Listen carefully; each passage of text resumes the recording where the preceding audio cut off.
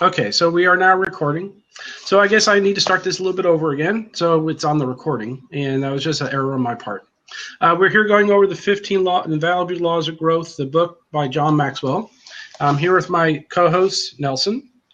Hello, Nelson. And like I said, we're basically substituting just for today for Evan and Mr. Beatles. They had business arrangements they couldn't get to, and Mr. Beatles is actually calling in, which is a great thing. So caller. I did something wrong here. Let's see if he tries again. And Evan had a business meeting he had to get to this morning, so we're just kind of, like I said, substituting for him but not taking his place. So we're starting today on chapter 9, which is the law of the ladder.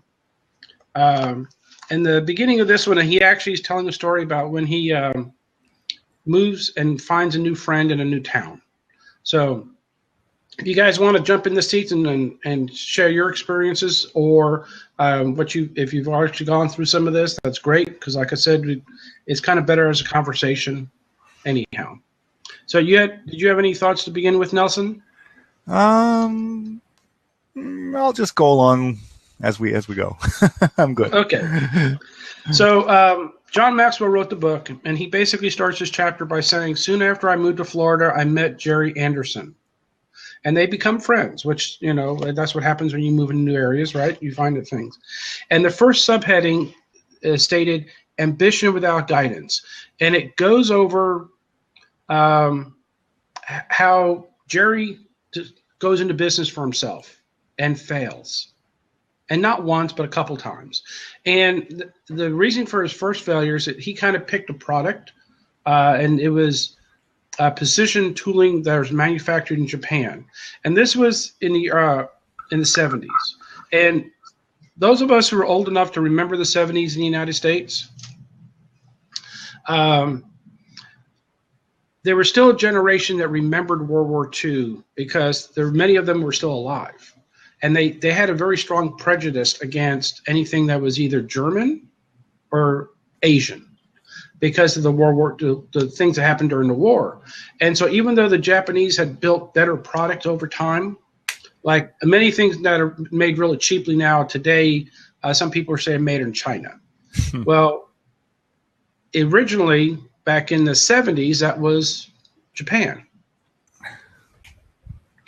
And so they developed, just like the Chinese are getting better at their product line, the Japanese got really good at their product line. And today they're like setting the standards. I mean, Toyota and Lexus, almost sets the standard in the automotive side.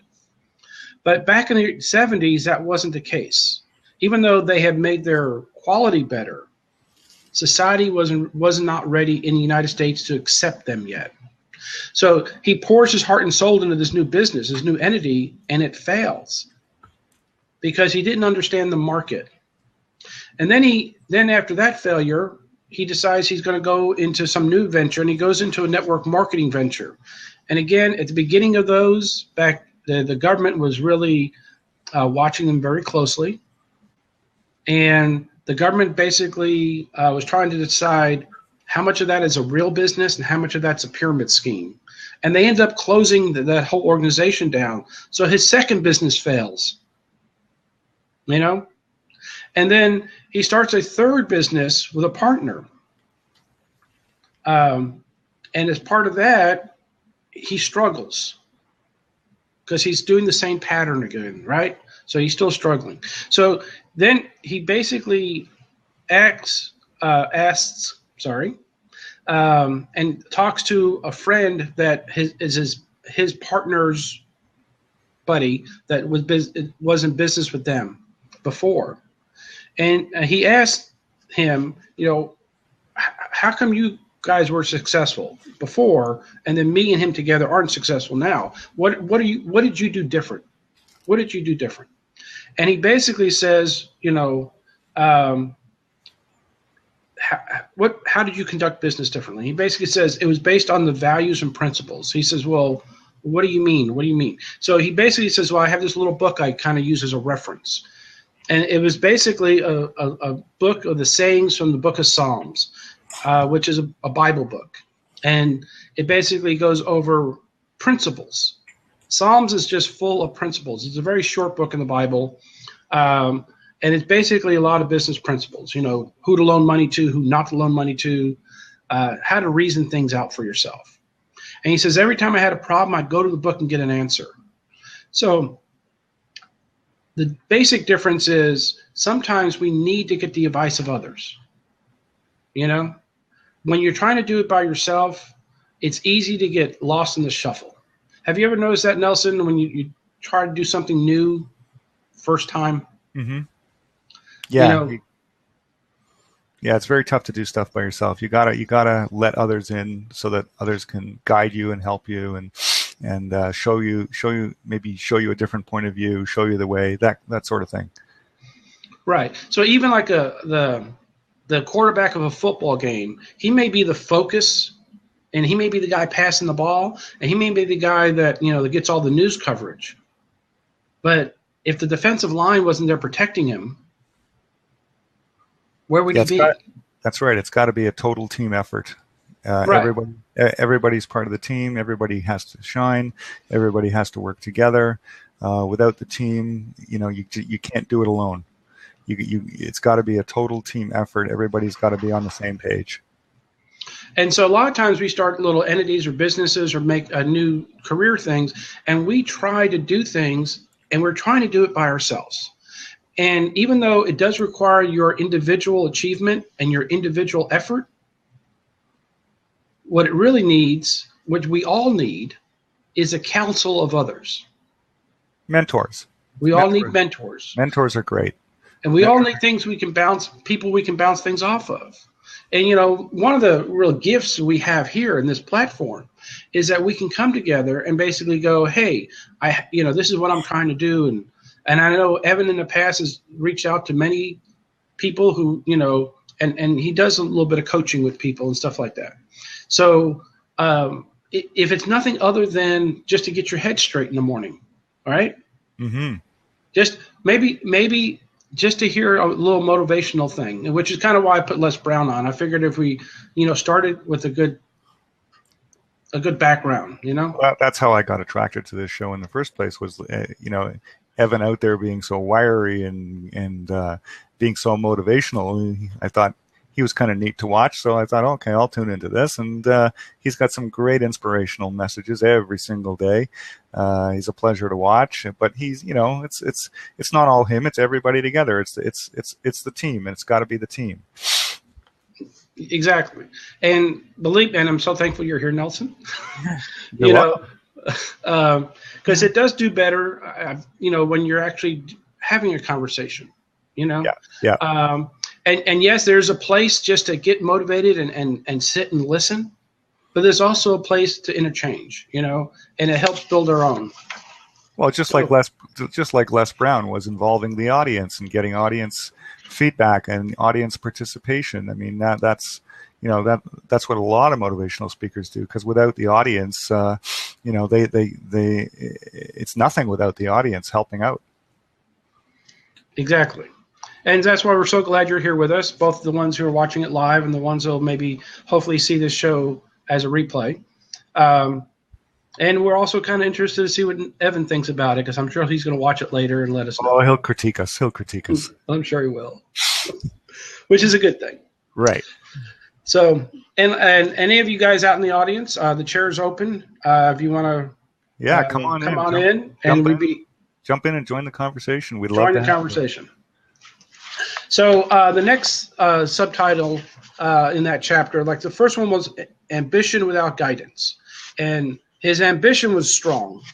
He kept on trying, but he kept on failing until he realized he needed some guidance. He needed something to pattern from. And so the next subtitling is to be a success, think like a success. So what Jerry had a sense is that to be a successful business person, he had to think like other successful business people. And so what they did is they committed to meet together once a week for an hour and study the principles in that little book. So they basically wanted to have the mindset. They wanted to grow the mindset together, which is great.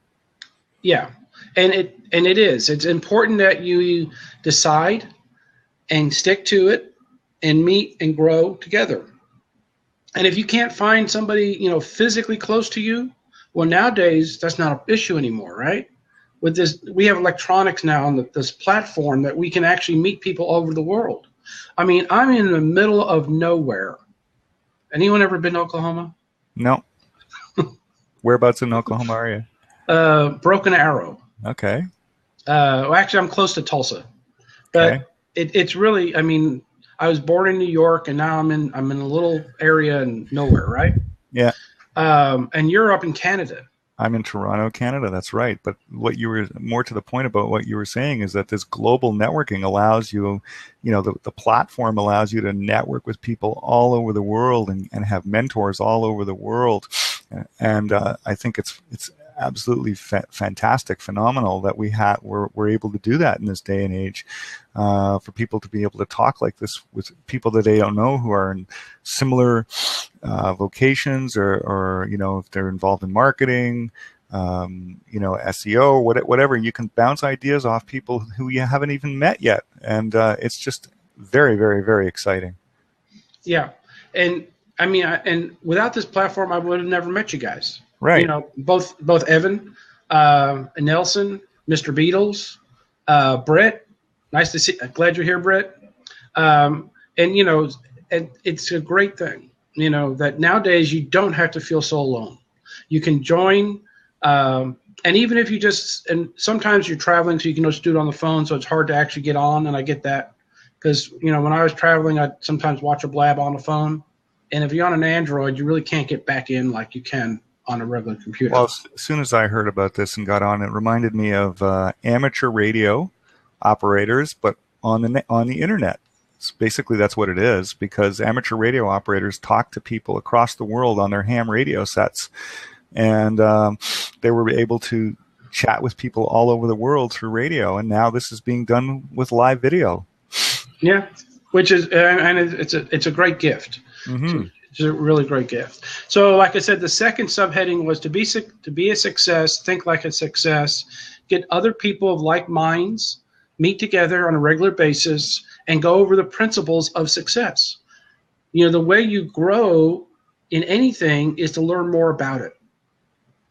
The way you learn more about success is to explain it and talk about it. You ever notice somebody who's a real sports nut? That's a real sports fan. He knows all the stats and statistics, right?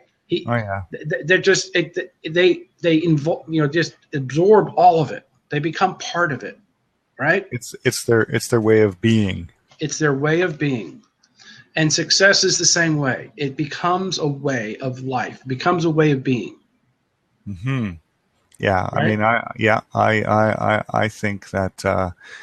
Failure to me is not an option. It doesn't exist in my world. If I fall down, I'm just going to get right back up again and try it again a different way. I love one of my favorite sayings is, do as Nike says and just do it. Yoda said there is no try, do. And one of my other favorite sayings is, don't ask for permission, ask for forgiveness. You just got to get out there and do it. It's the only way you're going to make things happen. You got to make things happen. Yes, exactly. So, and as part of that effort of going forward and making all the efforts and doing it, sometimes what the many principles we're learning in the book is sometimes you need to take the pause and look back and go, is what I'm doing working? And that's the other reason they met as a group, formed this little mastermind group, and would go over principles. Because as active as they were doing it, his first two businesses failed in the story.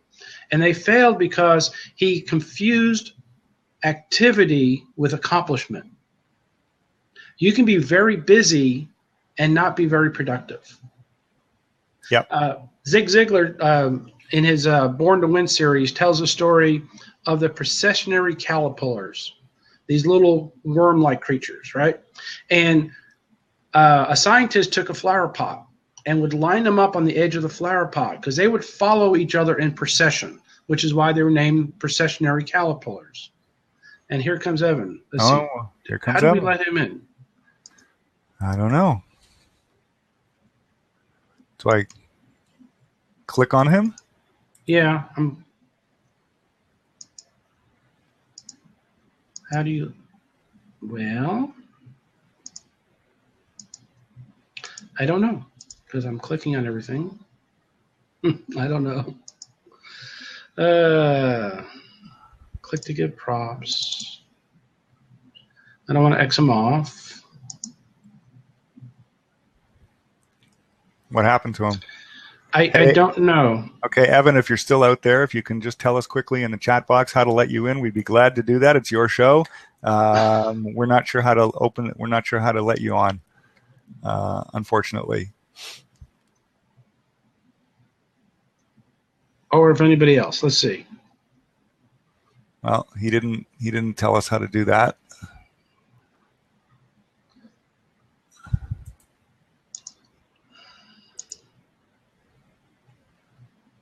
We should have asked him yesterday. Well, such as live stuff, right? Yeah. Anybody else out there can put in the notes here or something, or as a question, and kind of tell us what we need to click on to let them in, because I really don't know.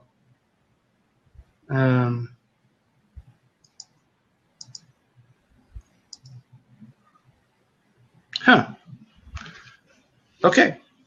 Well, let's just keep going. Yeah. Okay. So, Evan, let us know, or if someone else lets us know, that's cool too. Thanks for joining, Larry, and Spencer, and Walt, and everybody else who's here. Alfredo, good that you're here too. So, the next subheading basically says the principle started to spread. So they basically built this little mastermind group where they're going over the principles of success. And then other people started hearing about it, and they started actually building these little platforms where people could meet up. They called them round tables. And if you've never been to a round table, it's a really neat event. Okay, this says show callers. So let's try that. Nope. I just tried the same thing. Oh, hang on. Okay, I clicked on accept. There we go. Where was the accept button? It's up on the left-hand side. Hey, Mr. Beatles. What's going on, wealthy, healthy, happy people? Hi, Mr. Beatles. What's going on, man? I see y'all had some technical difficulties on this show. Yeah, we were trying to figure out how to let Evan. Man, this is called hazing, right here. Well, we appreciate it. So what do you got to tell us today, Mr. Please, sir, may I have another? No, you guys are doing an excellent job. Excellent job this morning. I like the principle of ambition and no guidance. Ambition and no guidance. And the reason why that principle is so interesting is because many entrepreneurs or aspiring entrepreneurs find themselves with a whole lot of ambition and not very much guidance, not very much good guidance, right? And so what happens is that they run to the edge of their ambition and they jump, and they don't have a parachute, they don't have capital to get their stuff started, they don't have a good network, but they have a good idea, but they don't have the guidance to go behind this. And just like John Maxwell, it wasn't until he found a good network, he found some partnership that he saw he established the success that he had. So I would say for all the entrepreneurs out there, sometimes you could go out there, you could live by faith, and you could just decide to leap. But I want to say, with all of that, you want to make sure that you have some visions and some plans around the stuff that you're doing, because if not, it's a wrap. This entrepreneur thing is tough, man. It is. It's tough. It's tougher than you think. You gotta have a plan. Gotta have a plan. Without a plan, gotta have a plan A, B, C, and D in this entrepreneurial thing, because Verizon is still gonna call you. Georgia Power is still gonna want their light money. You still gotta pay your gas. You still gotta get back and forth. There's a lot that goes with this thing. So it isn't always as glorious as, you know, we make it out to be. You know, you go out there, you go work for somebody else, and, you know, you never make it. But I would say that, you know, while you're working for somebody, work your plan. And then when it's time for you to leave, you leave with a plan in hand. Totally agree. Gotta have a plan. Execute your plan as you see, and just make it happen. That's what I did. I had my plan and I went for it. So that's what I encourage everybody to do, is to have a plan and go for it. Definitely. Yeah. So even while you're working, and many of you are still working a full-time job, even when you're working your full-time job to make your living, there's nothing that'll stop you from working part-time to build your future. That's right. That's right. While you're working, when you're working full-time, I think Jim Rohn says you work full-time on your job and part-time on your future, or part-time on your dreams, until you can do the reverse and make your dreams your full-time thing. And, you know, it's okay to take things slow. I think sometimes we get so caught up in the entrepreneurial myth. Shout out to Michael Gerber, who wrote the entrepreneurial myth. But we get so caught up in the entrepreneurial myth that a lot of times we miss the details, and we miss the opportunities to learn on somebody else's dime. So you may be developing a skill set in the current work that you're doing, and that skill set might be exactly what it is that you need in order to then propel your business. But again, what happens is that we kind of cut the lesson short while we're working for somebody else, and then when we go out and try to do it for ourselves, you have an undeveloped plan and you have some misfires because you didn't take the time to build and develop your own skill set before you actually stepped out there on your own. Yeah, and part of the video I played prior to the show starting with Les Brown, he made a comment that, you know, if you've gone out to the marketplace and you failed, well, that's about average. You know, The reality is the odds of you going out the first time and having everything in place correctly is astronomical. There's so many things you have not thought about, and until you're there, you don't see to think about them. You know, you can't see at that level until you're at that level, and then when you crawl your way to that level and stand up, it's like, oh, I didn't see all of this. Yeah. You know, and it's like it's easy to be critical of somebody else's job that they're doing, but when you become a manager and an owner, you realize he may not be doing it perfectly, but if I let him go, then not only do I have to do my job until I replace him, I got to do his job too. Yeah, I've got a friend that says to me, "Why don't you do this? Do something this way, or why don't you do something that way?" He's an employee of a company. He's a property manager. He just does not have the entrepreneurial mindset. I said, well, that doesn't work for me. You know, like I should work this many hours, or I shouldn't be doing this if I'm on vacation. I said, I can't shut down. I'm a one-person operation. I have to be available to clients as well as the media whenever they call. I never know when a media person is going to want to interview a client. I cannot just shut down. You know, he just doesn't get it. Even if I go away overseas, which I've done in the past with family, I am the only time my phone ever goes off is when I'm asleep. It's as an entrepreneur, I just can't afford to shut down. But my friend doesn't get the entrepreneurial mindset, nor will he ever, because he will never be out on his own. Yeah. Well, and it's a difference of working for somebody or being something. And when you become an entrepreneur, you become an entrepreneur. Mm-hmm. You are an entrepreneur. You're not working for an entrepreneur. So there's a difference from having a job and actually being the entity. It's a completely different mindset. Very true. Very true. And again, I guess I'm kind of stuck in the pitfalls of the entrepreneur. And maybe I need to go back and maybe this is telling me I need to go back and read The Entrepreneurial Myth by Michael Gerber. Shout out to him again. I would recommend that if you are looking to become an entrepreneur, that is a fantastic book. But he talks about 3 different hats that you wear. You wear the entrepreneur's hat, you wear the manager hat, and then you wear the technician's hat. And so when you're doing your work and you decide one day, you know what, I'm quitting my job, I'm going out there because I can do it better than my boss. So you go out, and as soon as you step out, what you learn immediately is that there are 3 hats that you now have to wear. So you fired your boss from the one job that you had only to become an entrepreneur and pick up. Hey, there it is.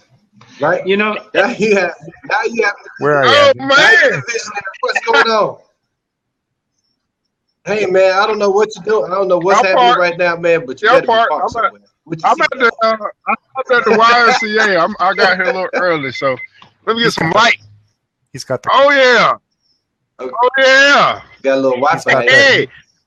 Yeah. There we go. He's got the mobile cam going. Hey man. Hey, relax. Hold on. All right. So there are three jobs that you pick up. You pick up the entrepreneur job, right? So now you have to be the visionary for your company, but then you also have to be the manager of your company, and then you also have to be the doer. You have to be the employee of your company. So Nelson, I completely get why when you go out of town and you go on vacation, like your phone doesn't stop, right? Because you got to be thinking about the next idea. You got to be thinking about your customers. You got to be managing the person that's running the business, which is you. And all of these things are you until you can figure out how to duplicate yourself. Right? The whole multiplicity thing, right? But you have to figure out how to duplicate yourself. And I think it's okay to do that. So I say that to say that if you have a job, it's okay. I want people to be okay with, if you have a job today, it is okay. But develop the idea. So if you truly want to become an entrepreneur with the thought of, how can I create more jobs? So we're all, the entrepreneur is always trying to divorce himself from the job, but the reality is that you need workers. And the only way that you're going to be able to find a good worker is that you have to become one yourself. So I would say that is the biggest key to becoming an entrepreneur, is become a good worker first. And then you'll know exactly the person that you're wanting to hire. Yes. But you have to be a good hire yourself. What you got to say? What you got to say for us, Evan? He's frozen. What you got to say there, ERGJ? Yeah, he's frozen. Yeah, I knew he wasn't. I know he was quiet. Well, maybe he's not quiet. Maybe we why. just can't hear him. Well, it's actually our time is actually up. As amazing as fast as that went. So, any last words, Nelson? I'll start with Nelson. Go and do awesome things today. And Mr. Beatles, would you please sign us out? Oh, fantastic. Well, look, I think Nelson said it best. Go out there and do something awesome today on an awesome Tuesday. Be sure that you're back here 7 a.m. to 7:30 p.m., 7:30 a.m. Eastern Standard Time on the Wealthy, Healthy, Happy Show. We are wealthy, we're healthy, we're happy. See you tomorrow morning, Evan. See you tomorrow morning, Evan. See you tomorrow. Hey, bye, Nelson. Bye-bye.